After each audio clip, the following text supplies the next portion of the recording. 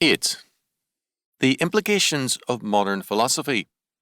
The will to fiction. The will to fiction is a major aspect and motive of the modern mind. Ostensibly, the direction of modern philosophy has been hostile to the mind body of Greek philosophy. In reality, it has aggravated that problem because of its dialectical nature. Modern philosophy is tied irrevocably to the implicit dualism of nature versus freedom, a dialectical tension which is the heir of the Greek dialectic. Mind has become freedom in the modern dialectic, and body or matter has become nature. Moreover, because modern epistemology has reduced the world of nature to the area of the probable and made the area of the mind the realm of the certain, it has warped the dialectic without removing it. The mind, as the area of certainty, can thus deal cavalierly with the world of the probable. A practical and telling example of this is David Henry Thoreau, or as he later called himself, Henry David Thoreau, 1817 to 1862. Thoreau was deeply influenced by Hegelian philosophies, but he is best known not as a thinker, but for his work on Walden, or Life in the Woods, 1854, a work very influential among 20th century youth and a like will to fiction. Edel has observed of Walden, quote, Walden is not a document, nor even a record of a calculated experiment. It is a work of art, pretending to be a documentary.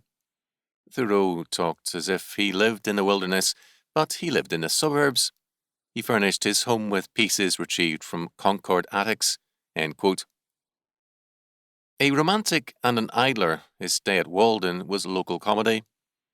The would-be hermit walked to the grocery store almost daily to gossip and talk with other town idlers around the stove. He went home to his mother daily and dined in the homes of friends.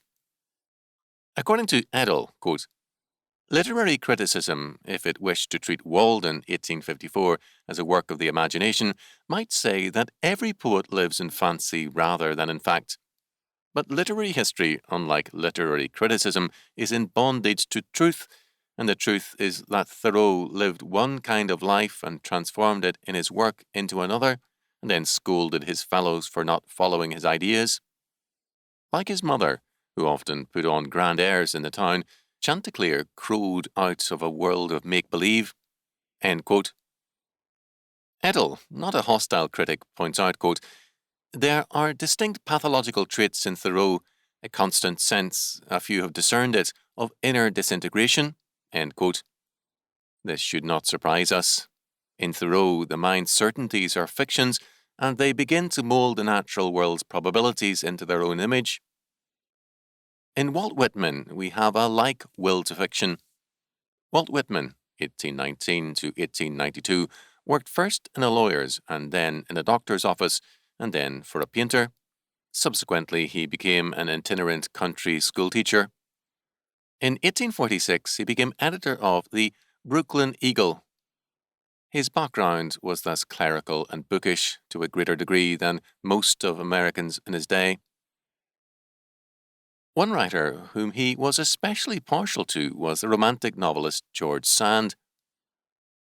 From a George Sand character, a primitive poet who in trance spouts rhapsodic poetry, Whitman borrowed the idea of the true and Christ poet of the New Age, of humanism, as the inspired child of nature. He began to write in that vein and to play that role, and the result was Leaves of Grass, 1855. Whitman's verbose and affected nonsense was accepted then and now because it accorded with the general will to fiction.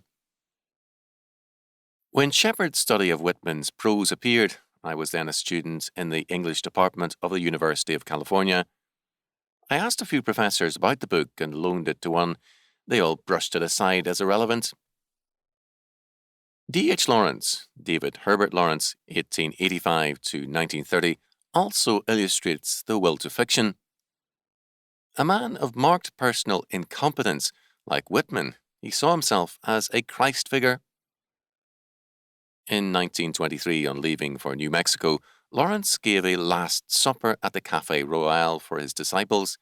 He told them, quote, "I am not a man, I am man," end quote.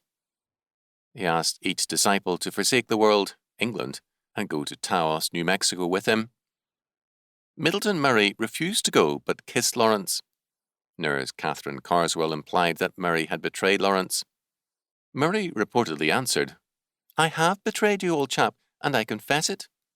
Then, quote, Lawrence put his head on the table and vomited. The disciples, including Judas, raised the limp figure of their master and took him home, end quote. For natural inspiration, Lawrence, much influenced by Madame Blavatsky and the idea of the cow as a sacred object in nature-based religions, saw the cow as a symbol of Isis. In Taos, Lawrence met his sacred cow, Susan, whom he looked on with reverence, saying, quote, "Is not this my life, this throbbing of the bull's blood in my blood?" End quote. He was here recalling the Mithraic bull.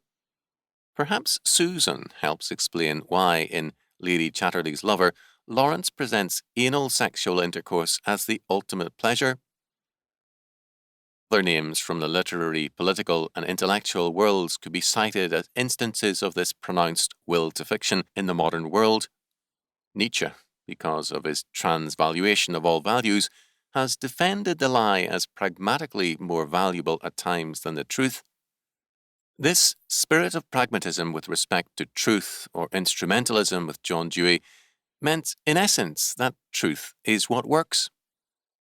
For all too many, this instrumentalism came to mean that truth is what works in my mind, to allay my fears or satisfy my ego. This mental will to fiction has meant the proliferation of, quote, mental illness, end quote, and of psychology to cope with that mental flight from reality. Ludwig Feuerbach, 1804 to 1872, in The Essence of Christianity, 1841, as a militant humanist, reduced religion to a theogonic wish, the desire to bring God into existence. Man, he held, cannot transcend his own being, and he creates a God idea in his own image.